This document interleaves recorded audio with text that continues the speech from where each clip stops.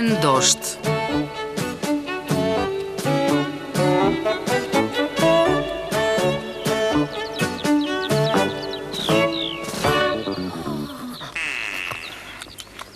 Едно утро Вили лежеше во креветот, размислувајќи како ќе го помине денот. Го отвори едното око и погледна низ прозорецот да види какво е времето. Го отвори и другото и се насмевна. Денот беше прекрасен. Супер за да оди да ги викне другарите.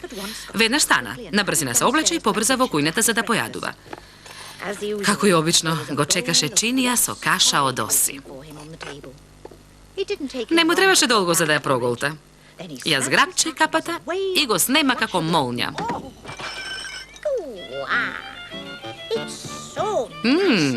Колку е убаво да си надвор, кога времето е сончево, си мислеше тој и тајќи по патот на кај селото. Реши да сврти десно и да поиде кај другарите. За кратко време, Вили, Гого и Мони веќе беа пред вратата на воденицата и го вика Ики. Браво, другари! Што ќе правиме денеска? Запраше Ики. Сакам да пливаме во езерцето, рече Мони. И другите се согласија. Но кога стигнаа до водата, видоа еден нов знак на кој пишуваше опасно, забрането пливање. Мони многу се разочара, но се развесели кога Гого предложи да одат да го викнат Иван и да играат фудбал. Како и обично, го сретна Иван кој одеше да го викне Вили и така сите заедно отидоа на широката полјанка. Туку што Ики ја шутна топката, една голема капка дожд му падна на клунот. Па уште една. И наеднаш небото се стемни од еден голем црн облак. Дождот почна да се истура, почна да грми и да светка.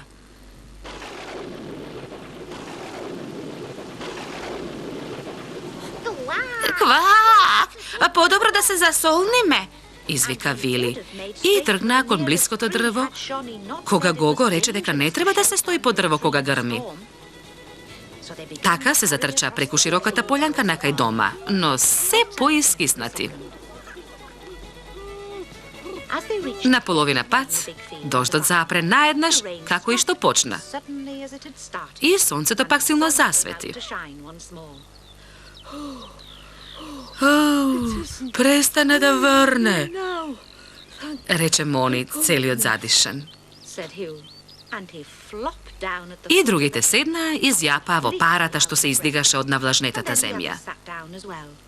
And gazed at the steam rising from the ground in the warmth of the sun.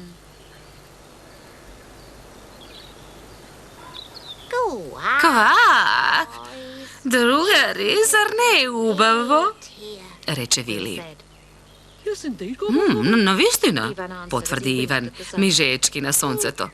Облакот замина, сепак нема да накиснеме до кожа. Но во тој момент ги заплисна сапунеста вода и до кожа ги натопи. Бафра, татко му на Вили, туку што ја фрли водата од коритото преку оградата. Секако, кога Бафра виде што осторил, многу му беше жал. А Марта му рече да пумпа вода врз петтемината за да се исплакнат. Така Бафра пумпаше, велејќи: Охој, расмум здав.